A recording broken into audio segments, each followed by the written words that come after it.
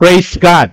Okay, sa oras pong ito ay tayo po i-prepare na po natin yung ating pandinig, yung ating mga puso, sapagkat tayo pinadako na po sa spiritual food na atin po ngayon pagsasalu-saluan. Walang iba po kundi ang salita ng Diyos. Okay? Alam niyo po, sa buhay po ng tao ay may mga bagay na pinapahalagahan po natin.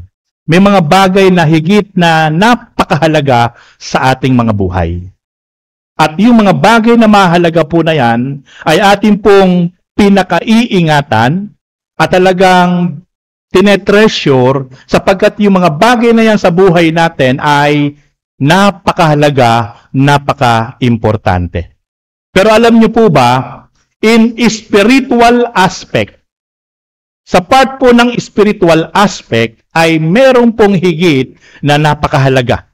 Ito po ngayon, akin pong ituturo sa inyo, ito po'y isa sa napakahalaga kapag ang pinag-usapan ay spiritual na aspeto. Kaya po, ang akin pong pamagat ngayon na ituturo ngayon sa inyo ay akin pong pinamagatan, Importance of Faith. Everybody says, importance of faith. Alam niyo po, kung meron pong isa sa pinaka-importante at pinakamahalaga sa buhay natin bilang tayo po lahat ay merong relasyon sa Diyos, ay wala pong iba kundi yung ating pananalig, yung ating pananampalataya sa Diyos. Sapagkat iyan po talaga ang tunay na dapat na pakaingatan po natin. Alam niyo po ba na kung meron pong gustong tanggalin, kung meron pong gustong wasakin, kung meron pong gustong pabagsakin, kung meron pong gustong nakawin sa atin, ang dyablo ay walang iba kundi ang ating pananampalataya at pananalig sa Diyos. Kaya sabi po doon sa John chapter 10, verse 10, sabi po ng Panginoon, naparito ako upang magbigay ng isang buhay na ganap at kasiyasiya. Bakit po naparito ang ating Panong Hesus mula po sa langit, kaya siya naparito upang magbigay sa bawat isang tao na makasusumpong sa Kanya ng isang buhay na ganap at kasiyasiya. Isang buhay na kumpleto. Isang buhay na very satisfied. Sapagkat maraming tao, kahit maraming pera, kahit nakapag-aral, kahit nakatapos, kahit napakaganda ang karir, pero deep inside, hindi po satisfied, hindi po sa masaya sa kanyang buhay. Eh how much more yung mga taong nasa gitna ng kahirapan, yung mga taong lugmok sa kalungkutan, yung mga taong baon sa iba't ibang uri ng problema at pagsubok, paano itong magiging masaya? Pero sabi ni Lord, naparito ako upang magbigay ng isang buhay na ganap at kasiyasiya. Yan po ang advantage ng isang taong nakasumpong, nakakilala, nagkaroon ng tunay na pananampalataya at relasyon sa ating Panginoong Hesukristo. Pero sinabi din po niya sa John chapter 10 verse 10, kaya naparito ang kaaway. Sino po yung tinutukay niyang enemy, kaaway? Walang iba kundi si Satan. Kaya sa naparito sa mundo, itinapon mula sa langit. Ano po sabi ni Jesus? Upang pumatay, magwasak, at magnakaw. Ano po pinapatay niya? Yung ating pananampalataya, yung ating pananalig at relasyon sa Diyos. Ano po yung ninanakaw niya? Yung ating parimpong pananampalataya at relasyon sa Diyos. Ano po yung winawasak niya? Yung ating parimpong pananampalataya at relasyon sa Diyos. Kapag nanakaw niya, nawasak niya yung ating pananampalataya, kapahamakan ang magiging dulot sa kaluluwa ng isang taong nawasak, naigupo, nanakaw ang tamang pananampalataya na kanyang nasumpungan. Okay, dadalhin ko po kayo sa Luke chapter 22. Dito po sa Luke chapter 22, ito po yung tagpo na kung saan nasa huling pagkakataon na po ng mga alagad na makakasama nila ang Panginoong Hesus. Ito na po yung tagpo na kung saan sila po ay nagkaroon ng Last Supper. Huling hapunan. Ito po yung tagpo na huling gabi na makakasama na po ng mga alagad ang ating Panginoon. At habang sila po'y kinakausap ng ating Panginoong Hesus, dito po sa last moment, bago po dakpin ng ating Panginoong Hesus, sinabi po ni Jesus kay Pedro ang katagapong ito.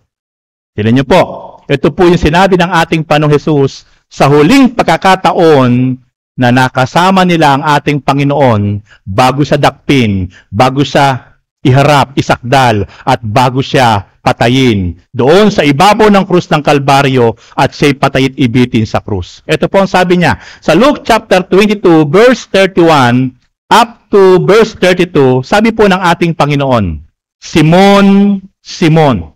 Sino po si Simon? Si Peter. Nung hindi pa po binabago ang pangalan po ni Peter, siya po ay Simon pa lang po nun. Kaya sabi po ni Jesus, mapapansin niyo po, 2 beses po niyang binigkas, 2 beses po niyang binanggit ang pangalan po ni Simon, na kanya pong alagad. Ano po sabi niya? Balikan po natin, Simon, Simon, makinig ka. Ibig sabihin, napakahalaga po ang huling pananalita at huling bilin ni Jesus kay Peter, makinig ka. Listen to me. Ano po ang sabi ng Panginoon? Hiniling ni Satanas at ipinahintulot naman sa kanya na kayong lahat ay subukin. So makikita po natin, lumabas sa bibig ng ating Panginoon at kanya pong sinasabi sa kanyang alagad na si Simon or Pedro, nasabi po niya kay Simon, makinig ka. Hiniling ni Satanas na kayong lahat ay kanyang subukin. So, ibig sabihin, si Satanas po pala, sa lahat ng kanyang ginagawa sa ibabaw ng mundo, sa mga tao, especially po sa mga mananampalataya, sa mga lingkod ng Diyos, hindi siya makagagawa ng kanyang sariling hakbang kapag hindi siya binigyan ng pahintulot ng Diyos Ama. Kaya lahat ng ginagawa ni Satanas sa ibabaw ng mundo, especially sa maraming mananampalataya, sa maraming lingkod ng Diyos, ay pinahintulutan ng Diyos Ama. Kaya dito po makikita po natin, sabi po ni Jesus, hiniling ni Satanas na ipahintulot naman sa kanya na kayong lahat ay subukin. Meron pong sumusubok sa bawat isang mananampalataya. At kaya niya sinusubok para padapain, para panghinain, para panlupaypayin, para patigilin sa pagsunod, sa paglilingkod sa Diyos. At ang may trabaho niyan, walang iba kundi si Satanas. Tuloy po natin. Subalit idinadalangin ko na huwag lubusang mawala. Ito po ang kagandahan mga kapatid. Meron po tayong number 1 intercessor. Ang bawat isang lingkod ng Diyos, ang bawat isang mananampalataya, ang number 1 intercessor po natin ay walang iba kundi ang ating Panginoong Hesukristo. Sabi ng ating Panginoon, subalit Simon, idinadalangin ko na huwag lubusang mawala ang iyong pananampalataya. Kaya napakahalaga po, ito po yung number 1 concern ng ating Panginoong Hesus during that time sa kanyang mga alagad. Especially po sinabi niya kay Simon,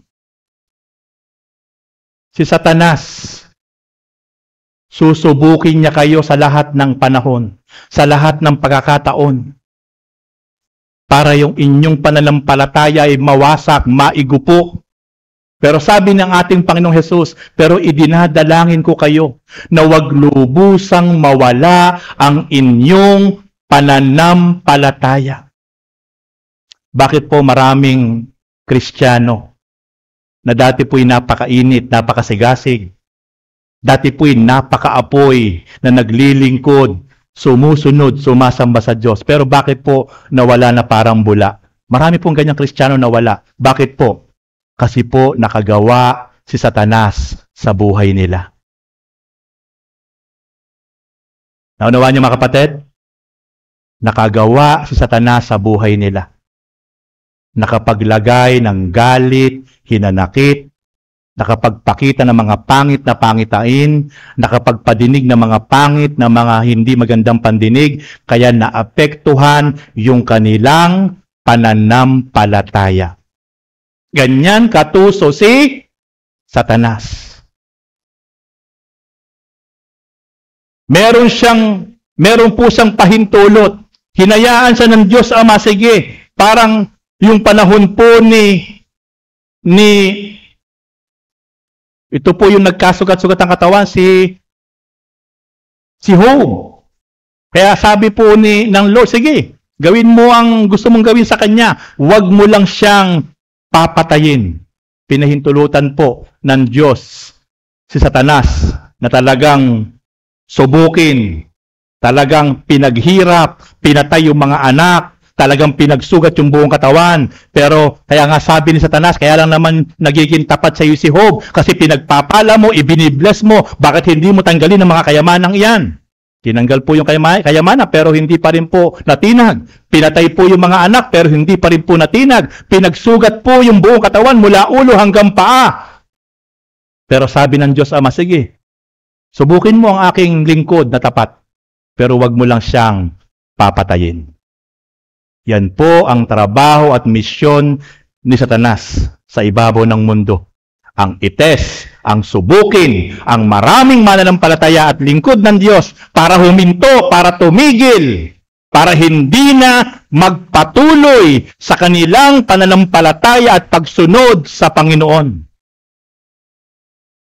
Sabihin niyo po sa inyong katabi, kalabitin niyo po, kapatid, huwag kang magpapasubok kay Satanas.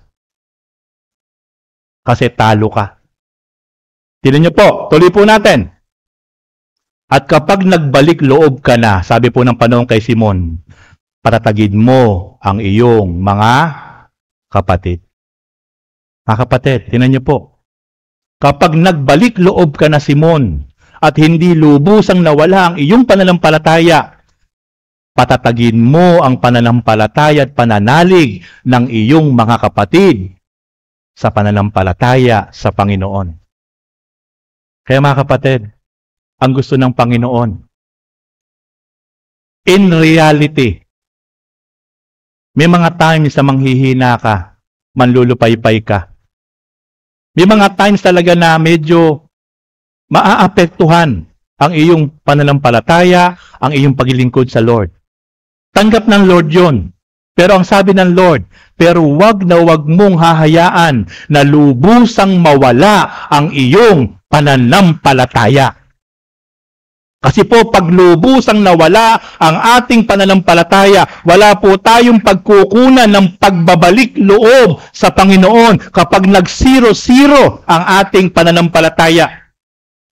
At kapag biglang namatay, right on the spot, ang isang tao sa anumang uri ng kamatayan at nag-fluctuate, nag-level down ang kanyang pananalig, sa impyerno hahantong ang kanyang kaluluwa.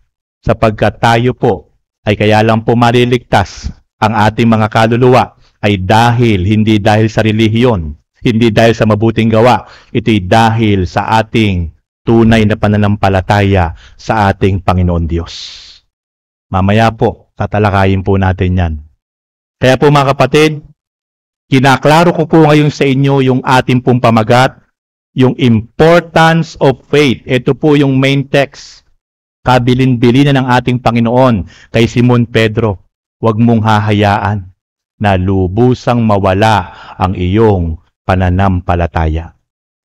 At kapag nagbalik loob ka na, sabi niya kay Simon, palakasin mo, patatagin mo ang iyong mga kapatid sa kanilang pananampalataya at pagsunod sa Panginoon. Ito po ang ating pong misyon, mga kapatid.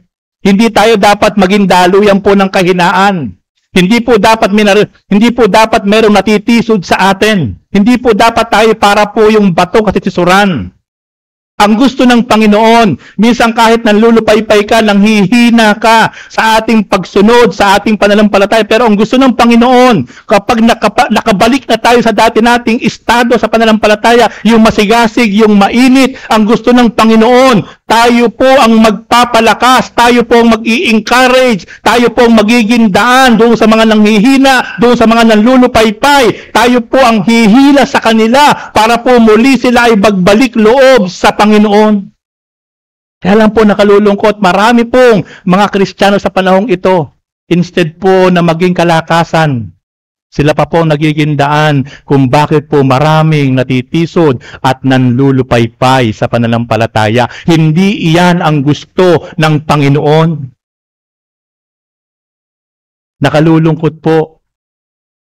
Napakagaling at napakahusay ni Satanas.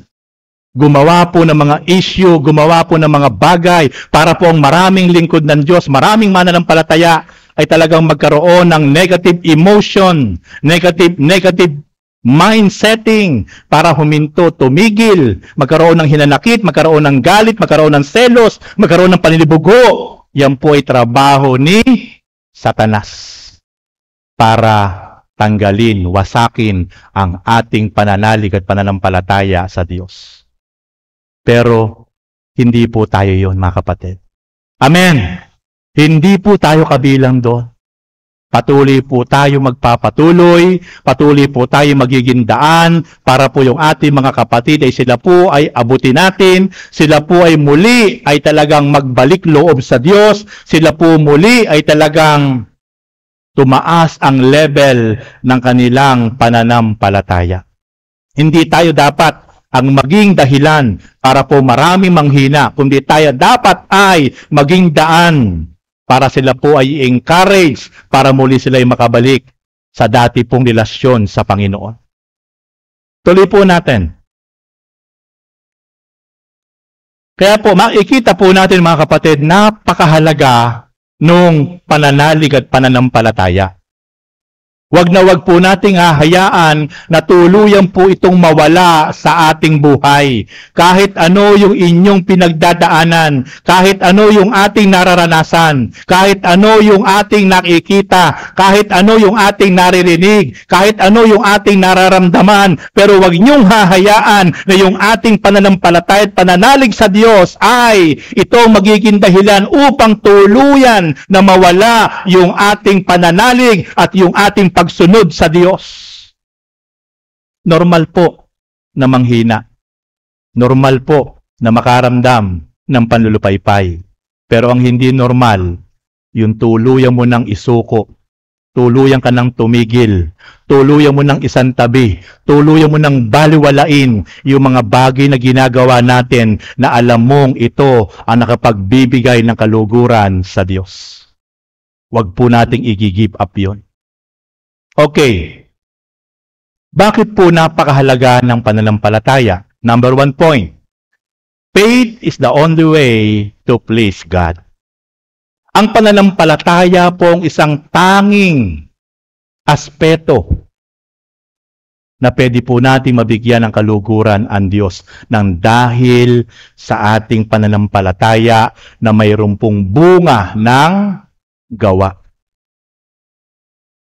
Bakit po ngayon tayo narito? Pumupunta sa lugar na ito. Yan po ay bunga ng ating pananampalataya. Marami pong Kristiyano, po pwede naman sa bahay na lang eh. Po pwede naman manudala ako sa online eh. Wala nang problema yon. Tama po yon, meron pong punto. Pero tingnan nyo po, yung nag-effort ka, yung isinara mo ang hanap buhay mo dahil alam mo na yung linggo ay para kay Lord. Yung naligo ka, nagbihis ka. Yung binigyan mo ng special effort, special time, special day ang Panginoon, yun po ang the best sa pagpapakita na meron kang pananampalataya sa Diyos. Kung nasa bahay tayo, makakapaligo ka ba? Kung nasa bahay tayo, maaari naka-short ka lang, naka-t-shirt ka lang ng pagtulog. Nanonood ka sa online, pero hindi mo magagawa yung best manifestation na bunga ng ating pananampalataya.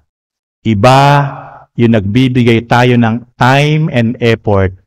Alam mo, kaya ginagawa mo yan, kaya ka nagbibihis ang damit na maganda, kaya mo sinashine yung sapatos mo, kaya ka nagko-commute, kaya ka naglalakad, kaya ka naliligo, dahil alam mo na merong tamang proper place na kung saan sama-sama kayo nasasamba at ipapadama sa Diyos ang iyong pananampalataya. Kaya dito po makikita po natin, faith is the only way to please God. Ang pananampalataya po na may kalakip na gawa, buhay. Kaya po sabi po ng James chapter 2 verse 17, faith without action is dead. May pananampalataya ka, sabi ni Santiago.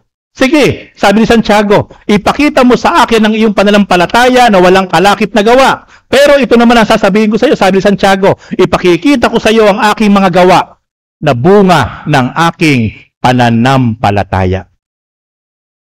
Marami pong Kristiyano,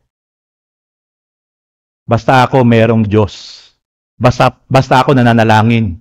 Okay na ako rito. Okay na ako rito. Pero yung ikaw ay may ginagawa na sacrifice, may ginagawa kang effort. Hindi o pinapangalanda ka ng pananampalataya mo. Ginagawa mo yan dahil iyan ang bunga ng iyong pananampalataya. At diyan natutuwa, nasisiyahan, nalulugod ang Diyos. Tingnan niyo po. Sabi po sa aklat ng Hebrew, chapter 11, verse 2. At kinalugdan ng Diyos ang mga tao noong una dahil sa kanilang pananalig sa Kanya. Noong unang panahon, from Old and New Testament, nalugod ang Diyos. Hindi dahil sa mga ginagawa nila.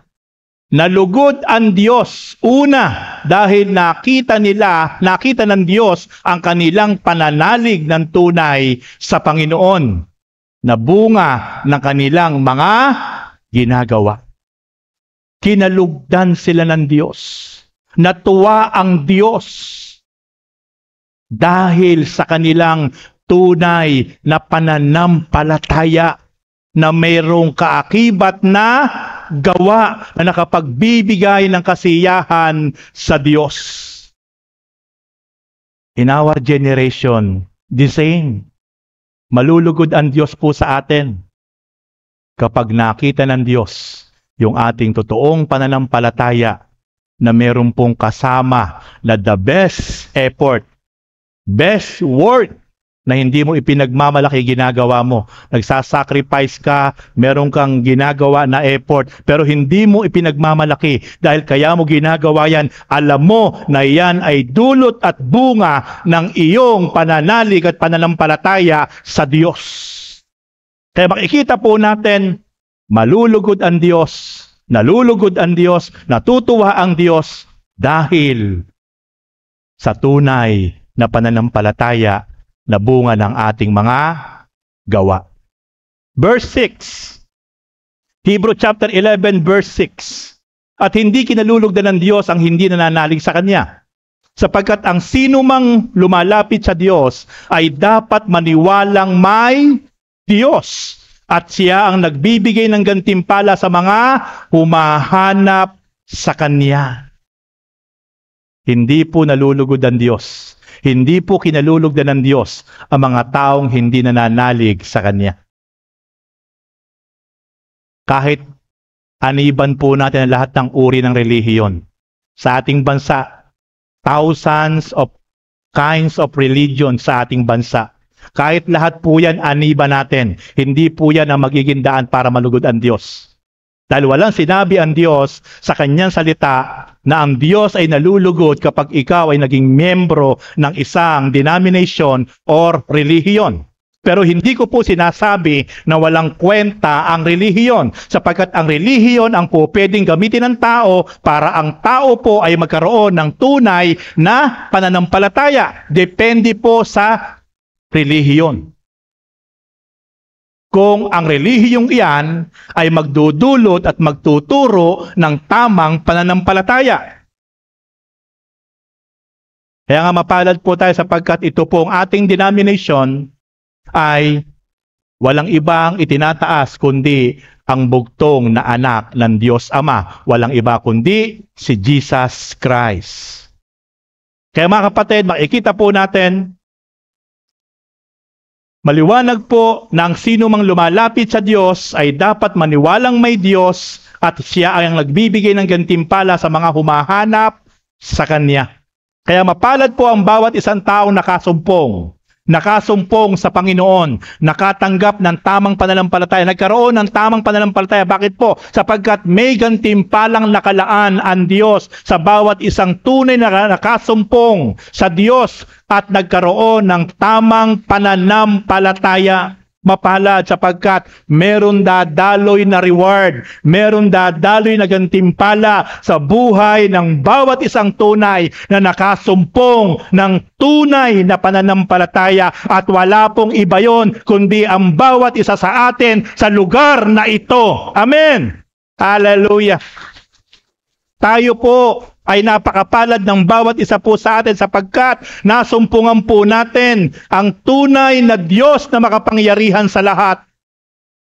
Walang iba kundi ang Diyos ng Israel, ang Diyos ni Jacob, ang Diyos ni Abraham, ang Diyos ni Isaac. Yan po yung Diyos natin nasumpungan sa pamamagitan ng kanyang bugtong na anak na walang iba kundi si Jesus Christ, at nagkaroon tayo ng tunay pong pananampalataya. Kaya ngayon po magaganap po sa ating mga buhay kung tayo po'y magpapatuloy at hindi natin hahayaan na yung ating pananampalataya ay tunay pong mawala. Meron pong gantimpalang nakalaan sa bawat isang tunay na humahanap at nakasumpong sa Diyos na makapangyarihan sa lahat sa pamamagitan ng ating Panginoong Hesukristo. Hallelujah!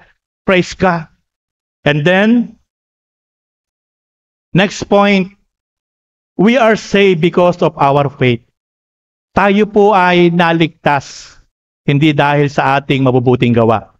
Tayo po ay naligtas, hindi dahil sa ating pong relihiyong kinakaaniban. Tayo po ay naligtas sa pamamagitan po ng ating pong natanggap at nasumpungan na tamang pananampalataya through our Lord Jesus Christ. Tingnan niyo po ang sabi ng Bible. Sa aklat po ng Efeso chapter 2 verse 8 to 9. Dahil sa kagandahang loob ng Diyos ay naligtas kayo. Bakit po tayo naligtas? Sa pamamagitan po ng kabutihan at kagandahang loob ng Diyos. Sa pamamagitan po ng inyong pananalig kay Kristo. Napakaliwanag po ang binabanggit po ng Biblia. Sa Ephesians chapter 2 verse 8. Dahil sa kagandahang loob ng Diyos, kaya kayo naligtas. Sa pamamagitan ng inyong pananampalataya kay Kristo Jesus na napako sa krus. Taliwas po sa maraming aral na pwede po nating mapakinggan. Maliligtas ka lang daw kapag ikaw ay umanib, pumasok sa kanilang sekta. Hindi po yan ang tunay na mabuting balita. Dahil sa kagandahang loob ng Diyos, kaya tayo naligtas. Meron tayong gagawin sa pamamagitan ng ating pananampalataya at pananalig kay Kristo Jesus. Yun po yung ating gagawin. Ang Diyos po napakabuti, pero dapat may gagawin ang tao. Dapat niyang tanggapin, kilanlin, panampalatayanan ang bugtong na anak ng Diyos. Walang iba kundi si Kristo Jesus. Kaya ang bawat isang tao na nakasumpong, kumilala, tumanggap kay Kristo, ay meron ng buhay na walang hanggan. Ating palakpakan ng Panginoon. Ano po ang sabi doon sa bandang huli? At ang kaligtasang ito'y kaloob ng Diyos, hindi mula sa inyo. Yung kaligtasan, libre, free gift, hindi mula po sa atin. Kaya wala po tayong maipagmamalaki.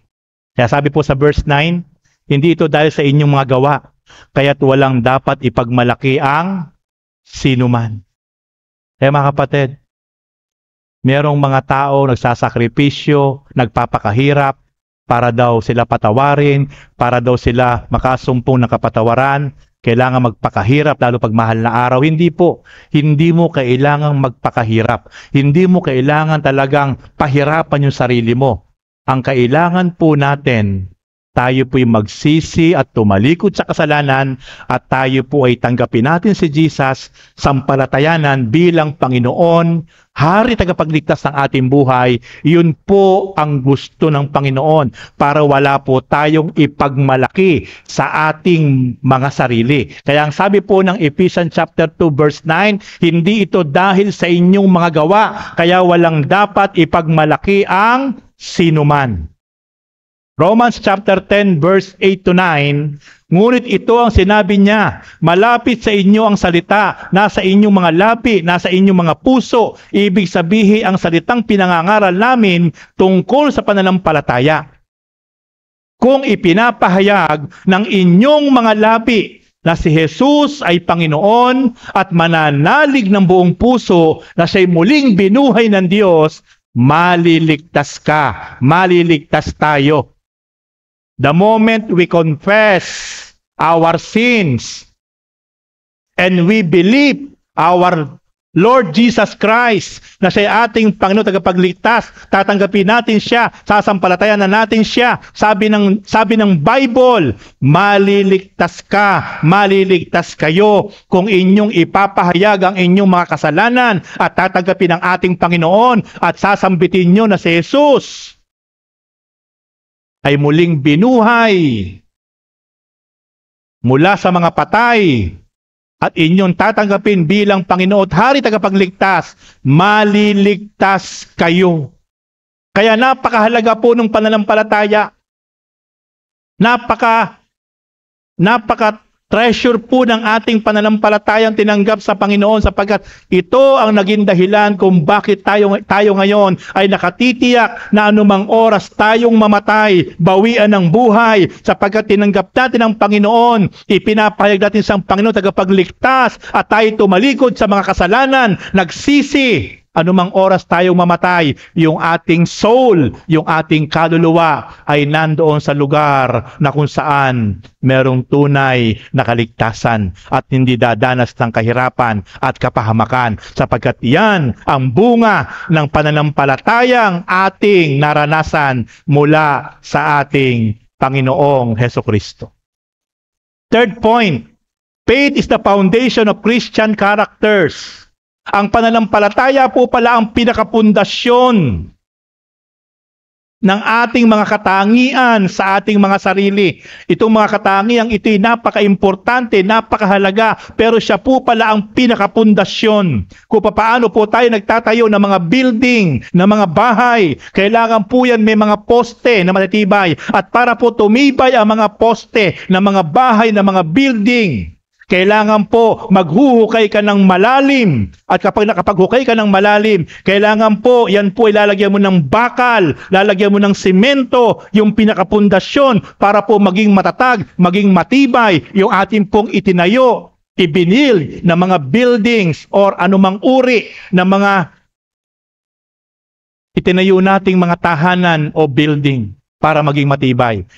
Sa ating po mga katangian bilang mga Kristiyano, ang pinakapundasyon po pala niyan ay pananampalataya. Kaya sabi ni Lord, Simon, huwag mo nga hayaang lubusang mawala ang iyong pananampalataya. Huwag mong hahayaan. Parang sinasabi ni Lord na alam ko naiintindihan kita. May panahon na manghihinawa ka, manlulupaypay ka. May panahon na parang ikaw ay manlalamig. Pero, Simon, huwag mong hahayaang tuluyang mawala ang iyong pananampalataya. At kapag ikaw ay nagbalik loob na, sabi ng Panginoon, pag nagbalik loob ka na, Simon, patagin mo, palakasin mo ang iyong mga kapatid na nanghihina, nanlulupaypay sa kanilang mga pananampalataya at pagsunod sa Panginoon. Kaya napakahalaga po mga kapatid, nung ating pong pananalig, nung ating pong pananampalataya sa Panginoon. Kaya dito po, siya po yung pinakapundasyon. Siya po talaga yung sa kanya nakatindig yung mga katangian bilang isang mabuting Kristiyano. Ano po sabi ng 2 Pedro chapter 1 verse 5 to 7? Dahil dito sikapin niyong idagdag sa inyong pananampalataya. Pansinin niyo po, idagdag. Napakahalaga po na meron muna tayong pananampalataya, meron tayong right belief, right faith. At kapag meron na po tayong tamang pananampalataya, tamang relasyon sa Diyos, dapat po idadagdag natin itong makatangiang ito. Ano po yung makatangiang ito?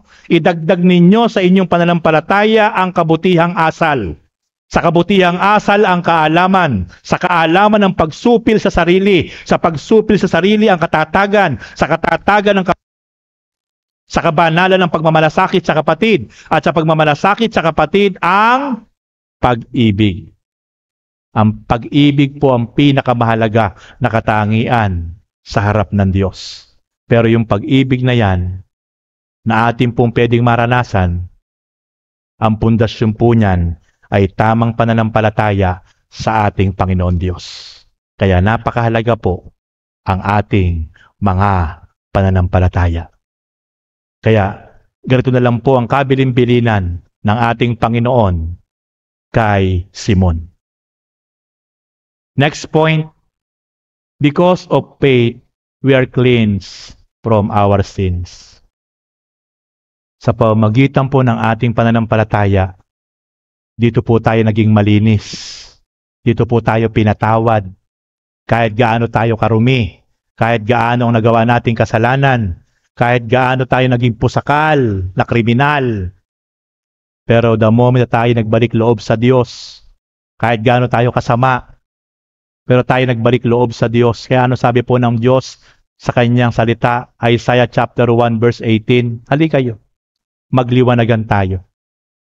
Gaano man karumi ang inyong kasalanan, simpula man yan ng eskarlata, handa ko yan linisin at paputiin na simputi ng balahibo ng tupa. Kaya mga kapatid, kahit po gaano tayo kasama, kahit gaano tayo kadumi, pero ang iniintay lang po ng Diyos sa bawat isang taong makasalanan ay yung pagbabalik loob sa Kanya, pagpapakumbaba, pagsisisi, paninikluhod, at magsimula na tanggapin sampalatayanan ang Diyos sa pamamagitan ng Kanyang bugtong na anak na walang iba kundi si Jesus Christ. Ano po ang sabi ng Bible? Romans chapter 3, verse 22. Pinawawalang sala ng Diyos ang lahat ng nananalig kay Hesukristo. Pinawawalang sala. Kahit gaano tayo kasama, kahit gaano tayo karumi, tayo pawawalang sala.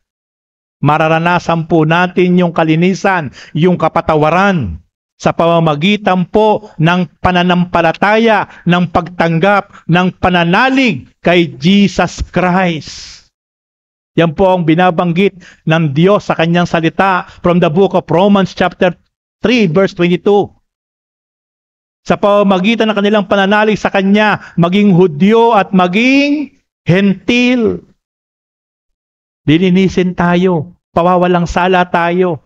Mararanasan natin ang justification sa ating lahat ng mga kasalanan. The moment na tayo ay sumuko, nagsisi, tumalikod sa kasalanan, at nagpasimula na manampalataya sa ating Panginoong Hesukristo.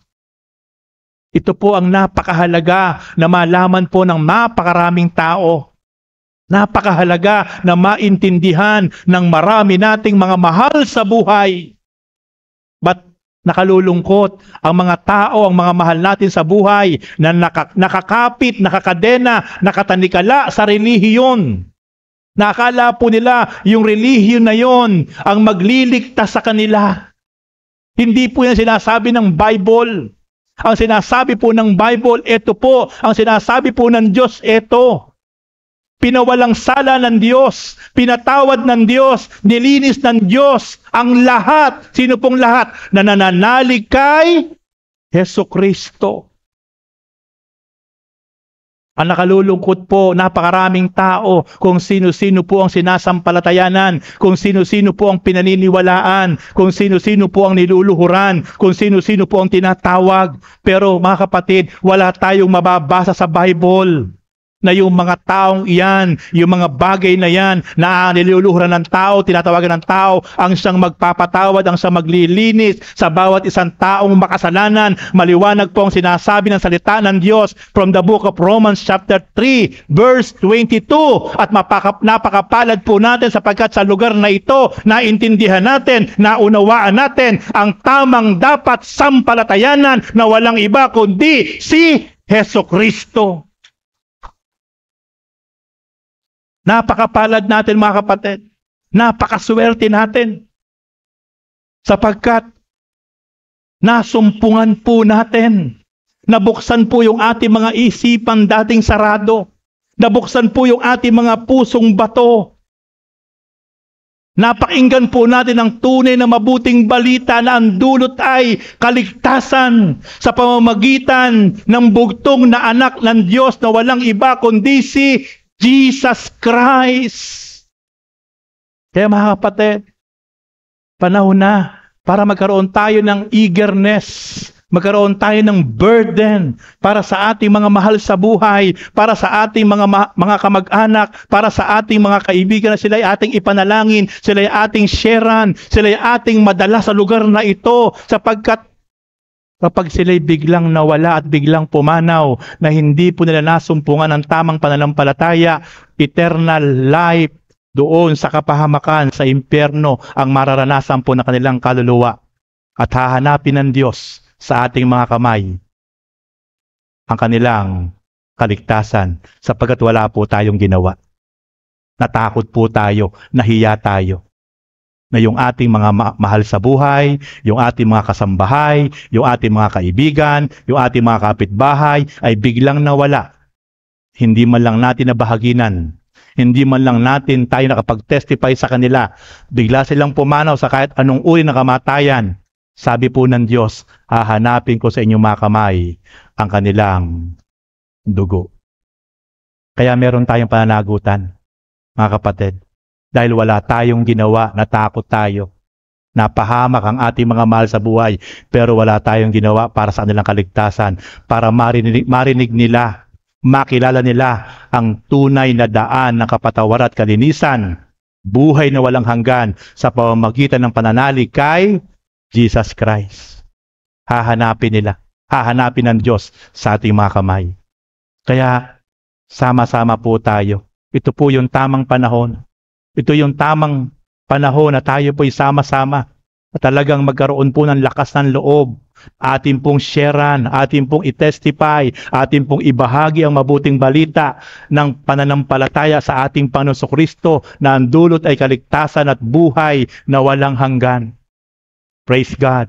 And next point, faith gave us power to pray. Alam niyo po, ang pananampalataya po ang isang dahilan. Ito nagiging daan kung bakit yung ating panalangin ay nagiging powerful. Kapag matindi po ang ating pananampalataya, yung ating panalangin, grabe po ang dating po niyan sa harap ng Diyos. Kapag bagsak ang ating moral sa pamamagitan ng pananampalataya, walang power yung ating prayer.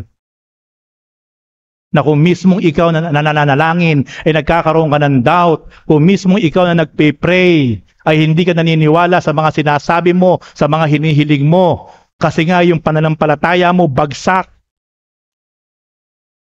Wala pong dating ang panalangin po ng bawat isa po sa atin. Pero kapag po yung ating pananampalataya napakatindi, napakatibay, napakatatag, nag-aapoy, grabe po ang magiging panalangin natin sa harap ng Diyos. Ilan niyo po, ano po ang sabi po ng Biblia? Marcos chapter 11 verse 24. Makinig po kayong mabuti. 11:24 ng Marcos. Kaya't sinasabi ko sa inyo, sabi po ng Panginoong Hesus sa kanyang mga alagad, kaya't sinasabi ko sa inyo, anuman ang hingin ninyo sa panalangin, manalig kayong natanggap na ninyo sa panalangin. Manalig kayong natanggap na ninyo iyon, at matatanggap nga ninyo. Ano sabi po ng Panginoon sa kanyang mga alagad? Sinasabi ko sa inyo, anuman ang inyong hihilingin sa inyong mga panalangin, manalig kayo. Binigyan diin po ng Panginoon yung word na manalig kayo, manampalataya kayo, maniwala kayo sa inyong hinihiling. Kapag yan ay pinaniwalaan ninyo, kapag yan ay inyong sinampalatayanan, yung inyong hinihiling, mangyayari nga yan, ibibigay nga yan, sapagkat nakita ng Diyos ang inyong paniniwala at pananampalataya sa inyong hinihiling sa Diyos. Amen! Kung tayo po mismo hindi po naniniwala, hindi nananalig, wala pong dating yung ating panalangin. Wala pong magiging bunga yung ating prayer. Kaya po yung pananampalataya, nagbibigay sa atin ng matinding kapangyarihan sa ating panalangin. Kaya mga kapatid, magsimula po tayo. Una muna manampalataya at maniwala sa mga bagay na hindi pa nakikita, pero pinaniniwalaan mo na ito'y magaganap at mangyayari. Amen? Ako yun lang po ang laging puhunan ko. Yung paniniwala sa mga bagay na hindi ko pa nakikita, bagamat napaka-imposible, pero naniniwala lang ako na meron akong Diyos na pinaglilingkuran na walang bagay na mahirap sa Kanya. Kaya madalas minsan, baka pag nakatalikod kayo, pagtatawanan po ninyo ang inyong pastor. Dahil mismong kayo ay hindi maniniwala minsan sa mga sinasampalatayanan ko. Kasi nga po, pinanghahawakan ko po yung sinabi ng Panginoon sa Marcos chapter 11 verse 24. Kung kayo'y mananalig sa mga bagay na hinihiling ninyo, magaganap nga yung mga bagay na hinihiling nyo na yan at ipagkakalob sa inyo sapagkat nauna mula sa inyong puso na kayo'y naniwala sa inyong mga hinihiling. Kaya napakahalaga po nung pananampalataya. Pataasin po natin ang level ng ating pananampalataya. Pag-apuyin po natin ang ating pananalig sa Diyos. Mga kapatid, huwag po nating hahayaan ng lulupaypay ng lalamig. Huwag po nating hahayaan na aandap-andap ang ating pananampalataya. Bagamat dumarating po talaga yan in reality. Pero dapat po meron tayong ginagawang effort. Meron tayong ginagawa ng mga bagay para po yung ating pananampalataya sa puso at sa isip ay nagle-level up, nabibuild, tumatatag, tumitibay, nag-aapoy, naglalagablab sapagkat napakahalaga ang pananampalataya sa buhay ng bawat isa po sa atin.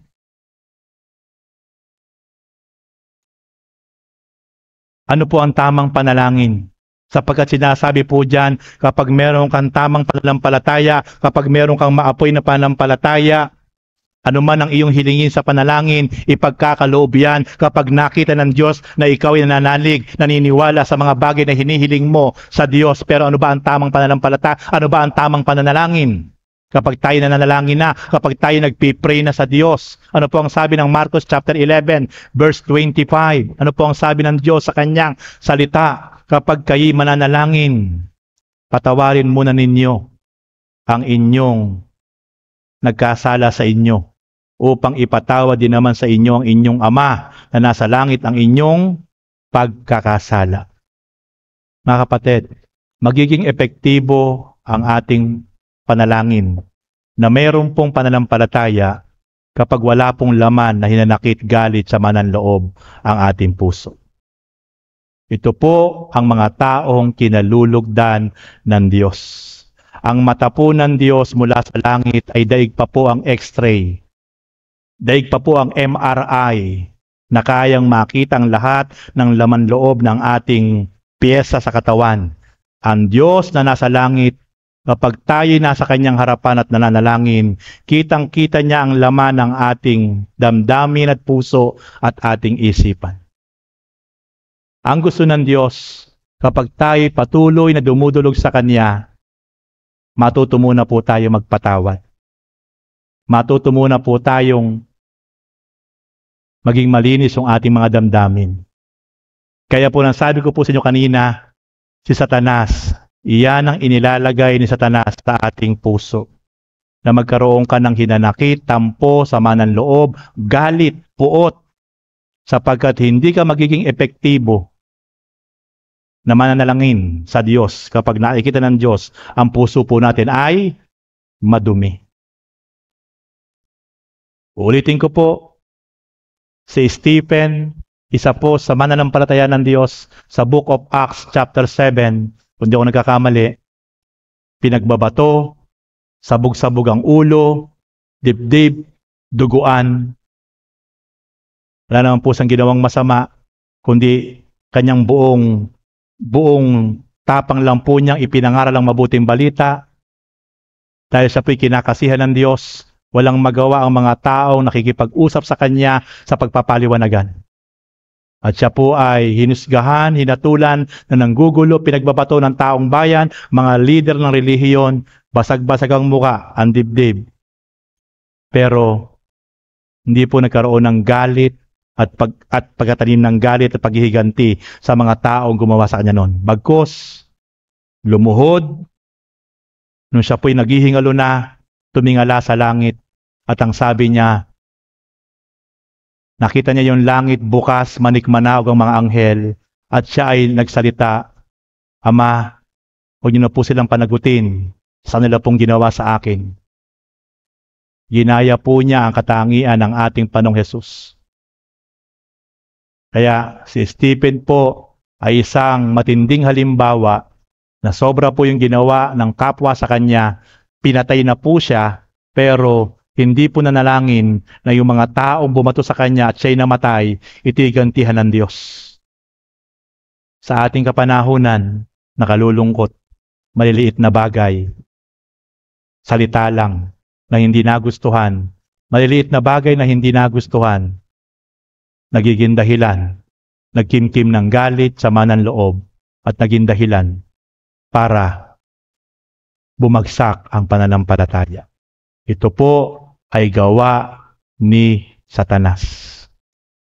Kaya po mga kapatid, kung tayo po ay nananalangin, sabi ng Diyos, patawarin mo muna ang iyong kapwa na meron kang galit para patawarin din muna kita. Di ba lagi tayong humihingi ng tawad sa Diyos? Hindi po natin lubusang makakamit ng kapatawaran kung mismong tayo ay hindi nagpapatawad. Alam niyo po ba, ang tunay pong bilanggo ay ang taong hindi makapagpatawad. Maaaring yung taong kinakasama mo ng loob, masaya, nakakatulog ng mahimbing. Pero ikaw ay merong sama ng loob, baka yan ang dahilan kung bakit hindi ka napagkakatulog. Baka yan ang dahilan kung bakit hindi ka nagiging masaya. Kasi alipin ka, nakabilanggo ka sa espiritu ng galit at sama ng loob. Ang tunay pong matagumpay at masayang tao sa ibabaw ng mundo ay yung mga taong mapagpatawad, yung mga taong maunawain, yung mga taong mababaw ang kasiyahan, yung mga taong handa laging umunawa at magmahal. Yan ang mga taong masaya, loob at labas sa kanyang pagkatao. Sapagkat wala siyang galit, wala siyang hinanakit, wala siyang sama ng loob. Wala siyang hinihiling sa kanyang kapwa, kundi bagkus puro pangunawa, hindi kapahamakan. Sapagkat merong mga tao dahil sa galit, dahil sa puot, papatay. Natin niyo po yung nangyaring barilan dyan sa Kapihan. Niratrat po ng Armalite. 3 ang namatay. Meron pang nadamay. Bakit po nangyayari yon? Dahil yan po, minararamdamang hindi maganda sa damdamin. At yan po ay epekto ng espiritu ng kaaway. Hindi natin alam kung ano ang dahilan. Pero yan, titiay ko po sa inyo, yan po'y dahilan ng udyok lagi ni Satanas. Magagawa po ba ng isang tao ang pumatay at magpapatay? Kung ikaw ay walang galit, kung ikaw ay nagmamahal sa kapwa, kung ikaw ay maunawain. Kaya yan po ang bunga. Yan po ang bunga ng udyok at gawa ni Satanas sa buhay ng isang tao. Kaya napakapalad ng isang tao na nakilalang lubusan ng Panginoon. Sapagkat siya yung tunay na merong buhay na ganap at kasiyasiya. Kahit simple lang po yung buhay niya, pero nararanasan niya ang pagsama ng Diyos. Nararanasan niya ang paglukob ng Espiritu ng Diyos. May kapayapaan siya, may kahisiyahan siya. Yun po ang tunay na buhay na ganap na bunga ng tamang pananampalataya at relasyon sa Diyos. Praise God. Hallelujah. Ngunit kung hindi kayo magpapatawad, sa verse 26 po, hindi rin naman kayo patatawarin ng inyong amang nasa langit. Maliwanag po ang sinasabi ng Biblia. Kung hindi kayo magpapatawad, hindi rin kayo patatawarin ng inyong amang nasa langit. Tayo po ay laging humihingi ng tawad sa Diyos. Every time na tayo po'y dumudulog sa Kanya. Pero sabi ng Diyos, kung hindi kayo magpapatawad, hindi rin kayo patatawarin ng inyong amang nasa langit. Mga kapatid, kung meron pa po natitira na mga galit, hinanakit, sama ng loob sa ating puso, kapatid, si Satanas ang naglagay yan sa iyong puso. Kung meron pa, huwag mong hayaan na manatili yan. Huwag mong hayaan na patuloy na lumalim yung galit na yan sa puso mo. Ito ang tamang panahon na isuko mo na sa Diyos yung mga espiritong iyan na nasa iyong puso. Kung meron man, at magpasimula tayong patawarin yung mga taong ating pong kinakasamaan ng loob. At kapag yun po'y nagawa natin sa tulong ng Diyos, tayo po ang isang pinakamasaya at pinakamapayapang tao sa ibabaw ng mundo. Praise God. And then, conclusion na po tayo. Sa 2 Timothy chapter 4 verse 6 to 7, sabi ni Pablo, ako'y iaalay na. Dumating na ang oras ng pagpanaw ko sa buhay na ito. Puspusan akong lumaban sa paligsahan, natapos ko na ang dapat kong takbuhin. Ito po yung bandang huli, ibig ko pundiin, sabi ni Pablo. Ngunit, nanatili akong tapat sa pananampalataya. Kahit ano po ang pinagdaanan, kahit ano po ang naranasan ni Pablo, pero ang pinakamaganda po niya sinabi, nanatili akong tapat sa pananampalataya. Everybody stand up. Hallelujah, Lord. Praise God. Worship Him. Purihin ka, Panginoon. 2 Corinthians chapter 5 verse 7, namuhay ako ayon sa pananalig sa Diyos, hindi sa mga bagay na nakikita.